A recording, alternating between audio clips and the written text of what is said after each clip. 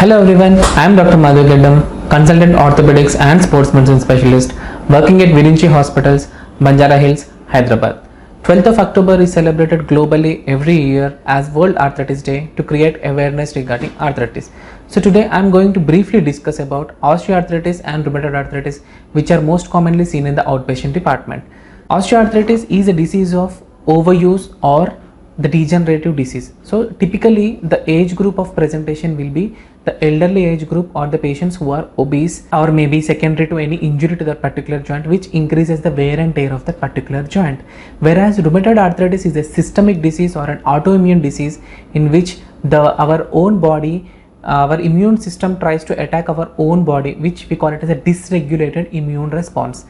So any joint of the body may be involved in rheumatoid arthritis and any part of the body may be affected.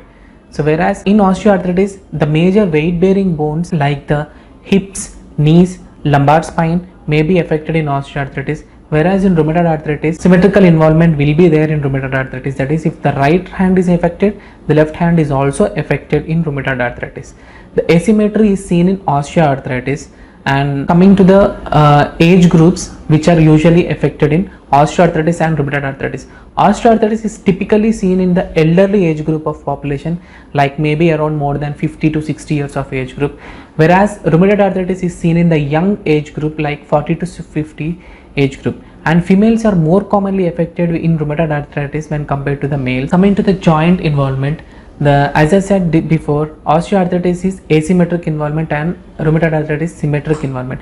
Hands are involved in both osteoarthritis and rheumatoid arthritis. Coming to the differences between them, in rheumatoid arthritis, typically the proximal joints are involved, like proximal interphalangeal joints and the metacarpophalangeal joints are involved, and the distal interphalangeal joints are usually spared in rheumatoid arthritis, whereas in osteoarthritis each and every joint may be affected and even the distal interphalangeal joints are affected. Now coming to the symptoms and the timing of the symptoms. In the patients with osteoarthritis, complaints of pain and stiffness more in the evenings or at the end of the day because of overuse, whereas patients with rheumatoid arthritis will be complaining of pain, increased pain and stiffness lasting for more than 1 hour, typically in the morning, which we call it as a morning stiffness, and the pain and stiffness decreases by doing the activity or at the end of the day. This is the major difference between osteoarthritis and rheumatoid arthritis. Now coming to the diagnosis. So how we diagnose osteoarthritis and rheumatoid arthritis? First, based upon the symptoms, based upon the timings, and now coming to the investigations part, the generalized investigation like the complete blood picture and inflammatory markers like ESR and CRP will be typically, inflammatory markers will be elevated in rheumatoid arthritis, whereas the ESR and CRP will be normal in osteoarthritis.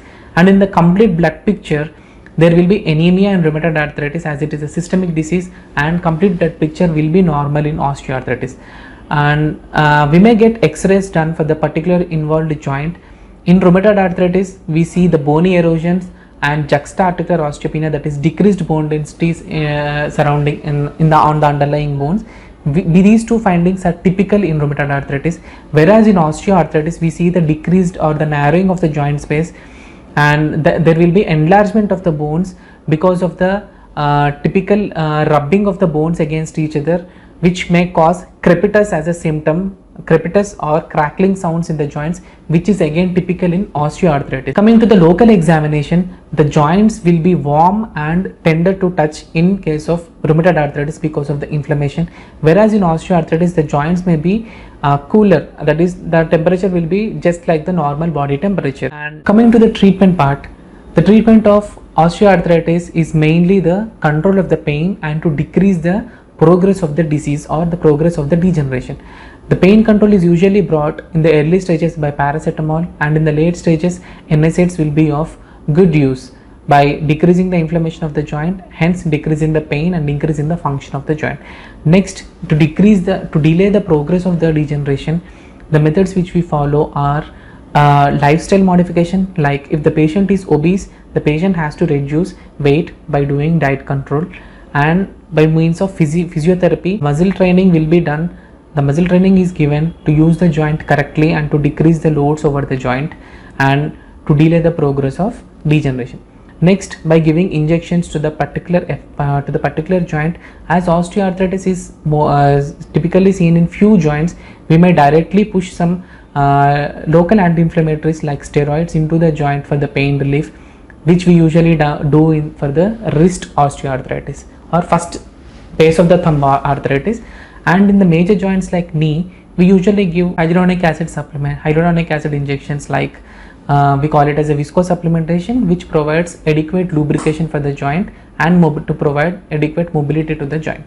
The last resort is surgery, that is to replace the affected cartilage and the bone by placing the implants, which we call it as a replacement surgeries. It may be hemi replacement or a partial replacement or total replacement of a joint.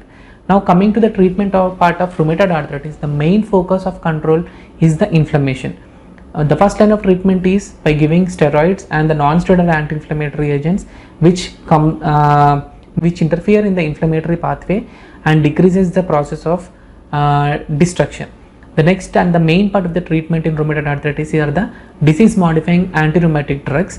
These are the immunomodulators which modify the disease process in rheumatoid arthritis, which and will be helpful in controlling the inflammation and decreasing the destruction of a particular joint. Surgery is again used as a last resort in rheumatoid arthritis, and physiotherapy is also very useful in rheumatoid arthritis to keep the joints active and to prevent the progression of any deformities.